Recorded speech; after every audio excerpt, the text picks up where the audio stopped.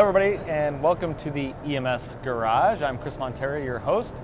The geeky medic everywhere, and you'll find us, I'm pretty sure. Where are we on? Are we on? Can you still hear us? I'm sorry. Oh, there we are. I can hear us now. All right. I can restart that.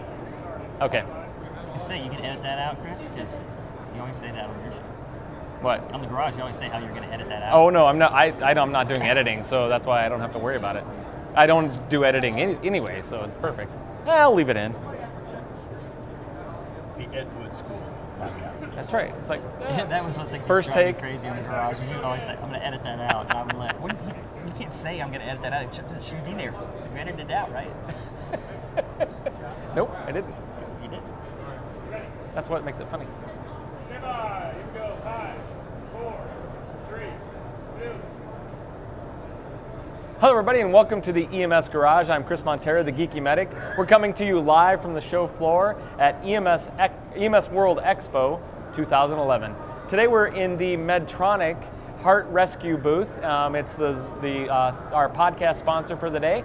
And this episode is brought to you by Physio-Control. And I'm joined by two guests, but first I'm joined by my co-host, Mr. Ron Davis. Hello, sir. Hi, I'm Ron Davis from Confessions of an EMS Newbie podcast. Are you an EMS noob? Noob. I am a newbie. Everybody calls me that. Like, when they meet me here, they're like, "Hi." I go, "Hi, I'm Ron." And they're like, "So the EMS newbie." And they're like, "Oh, you're the newbie." And I'm like, there's gonna be a time when I regret having picked that name. Well, is your title on your uniform N00B for noob? No. Okay, all right, that'd be awesome. No, Yeah, that'd been a good thing. Well, and we're also joined today by Mr. Tim Phelan. Thank you for having me. Dr. Tim Phelan? No. They say it's true if you say it 3 times. So, okay. Doctor. Two more to go. There you go. Okay. They were there. All right. And we're also joined by Case. You're gonna have to help me pronounce your last name. Case for Kirk. And that's exactly how I'd have pronounced it. There you go. So today we're going to talk a little bit about 12 lead in a rural setting and why it's important to get 12 leads out and get patients to the right facility. So tell us a little bit about your background first, and then a little bit about why 12 leads are important in the field. Okay. Well, I guess as far as background goes, I'm an EMS guy, and for reasons I'm not even sure of, I just developed this abnormal interest in 12 leads back in the 80s, and kind of thought they were fun. And we had a 12 lead cart, and we pushed it around. And then somebody showed us how to move the wires on our LifePak 5, and we started playing with that. And as time progressed and reperfusion came along in the late 80s, early 90s, it became pretty clear that, hey, what we're just doing for fun, this is gonna catch on. So over the years, we'd start to do training, and just been fortunate enough, since 1995, I left my regular EMS job, and I just go from place to place and talk peer-to-peer, sort of about 12 leads. But what I tell people is right up front, it says, we're going to talk about 12 leads all day, but we're not here to talk about 12 leads. The whole point is we're really trying to improve cardiac care, and today, the way to do that happens to involve the 12 lead ECG. And one of the things we put out there early as well is just, people know this, but it's sometimes good to get a reminder that, okay, there's this big picture heart attack. Hey, this phrase STEMI wasn't even around.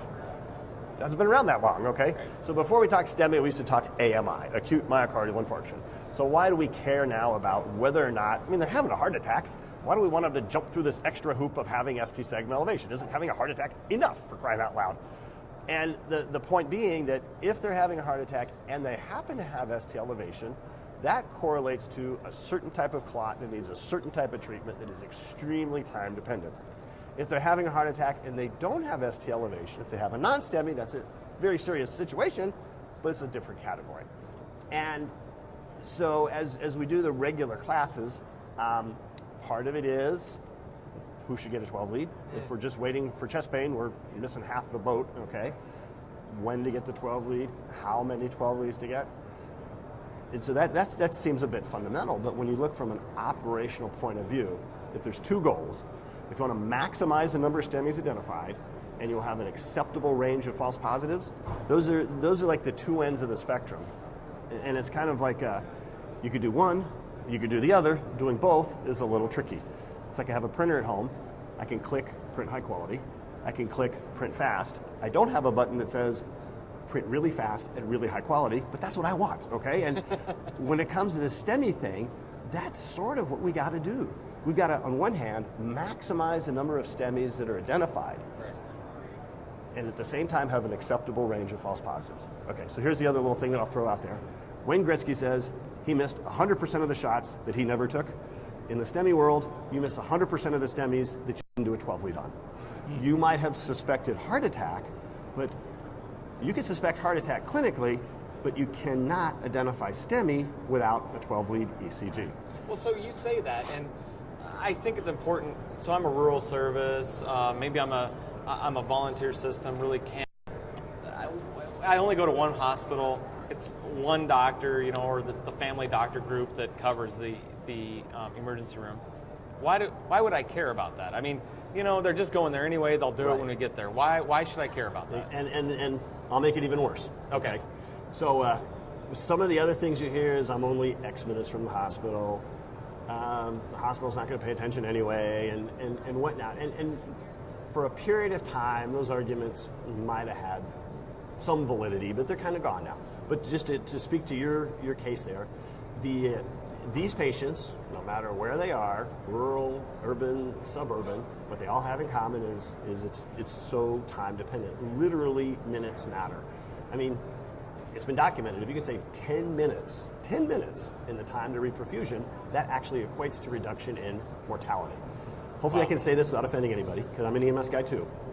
But if we were to make a list of all the things that we do that have scientific evidence to say they reduce mortality, would you need 5 legal pads to list them all? No. I think you need 5 fingers. Maybe. Yeah, Post-it note, you know, and it's like, so what we got to understand right off the bat is, of all the things that we do, of all the good that we do, that we're talking about here, identifying a STEMI, is in a unique subset of things that has the potential to reduce mortality. So that's huge right there. And it's not just mortality. It's like someone told me once that, you know, those minutes differ between the guy walking out of the hospital and the guy I'm playing catch with his son. Exactly. They reduce morbidity as well. Right. So will they be pushing that oxygen cart around Walmart or not? You know, and you hit it exactly. So, but it honestly, in the midst of, you know, we're a rural service, maybe we don't run that many calls, and we're rotating people, and it would be easy to lose sight of, hey, it's the number one killer of people in America, all right? You could put a pretty good argument together that EMS was created for the purpose of treating heart disease. When you look at the early days in Seattle, Miami, LA, okay, people pay taxes so that when they dial 911, we show up. We tell them, if you think you're having a heart attack, call us. Here we are. They've done their part. You know what I mean? It's sort of like, it's shame on us if we don't. Well, then I'm the same rural director, and I go, oh, you know, we have life pack 10s, or we have AEDs, because that's all our people can use. Going that next incremental step from what I have to getting a very large 12-lead EKG machine can be a little cost prohibitive, and then also the training around it and everything else like that. I hear there might be a solution from Physio on how to make that work. Is that maybe the case? That's right. We're actually really excited for this week. We've actually launched our new 12-lead ECG device. It's called Readylink 12-lead ECG, and it's really designed to. It's really only a 12-lead ECG. That's all it does. It's in a pretty small factor, and the idea is that you can very easily and quickly acquire that 12-lead, and then send it to physicians, to medical control, whoever, through our LifeNet system, which is our cloud-based data management network, right. So that you can very easily, if you're in that rural environment, have a BLS provider take a 12-lead, send that 12-lead to the hospital so that an interpretation and a diagnostic decision can be made right then and there, so that they can understand which facility they need to actually go to and get that patient to that facility as quickly as possible. Now that's the machine, correct? That's right. Yeah, all right. Yep. Let's see it. Let's take a look. It's a small, pretty light device. It's contained in this particular, in this case. And so you see, this is all it does, right? Wow. So we have it in a nice protective case. And the beauty of this really is it's really 3-step function. The first is obviously to place electrodes. The second one is to acquire the 12 lead, and the third is just with one button that you actually transmit it to the person who's going to be looking at that 12 lead. And that all happens through a built-in modem. So this is, from that standpoint, this is connected to the internet right when you turn it on. So the one thing I initially liked about this when I saw it is it reminds me, you've kind of taken the science from using an AED and kind of applied it here, because I'm like, this looks easy to use. It even tells you where to put the leads. It's very, I mean, you could almost have it on a wall everywhere right next to the AED so you could transmit, but it's that compact, and you really don't need a lot of knowledge or expertise to use it. And I applaud you guys. I think that's absolutely huge. So the next thing I heard is you can take, apparently, once you transmit that through you can get it on your smartphone. So That's the physician right. could be laying in bed at home at 2 a.m. going, okay, yeah, I definitely need to go in. Or That's whatever. right, that's right. So it's all about really being able to connect all of those various care teams, whether you're an ALS provider, a BLS provider, connecting that critical patient information from the field all the way not only to the ED, but also to the cardiologist, so that those decisions can be made very, very quickly. That's great. That's excellent. So Tim, tell me, what's your opinion of this? Good stuff. Yeah, I have a great relationship with Physio. Right. I'm not a Physio employee, but I love the concept. I mean, it's just, you know, is it obviously people are at different levels, okay? And for advanced level providers, we want to do a lot more education, but for somebody who's not there, the limiting factor really has been the technology, because from the clinical education point of view, there's really two core fundamentals. Who should get a 12 lead, not just chest pain, and how to apply the electrodes, okay? And then there's education from how to use the device, all right? But just from the clinical side, those are two very achievable educational goals.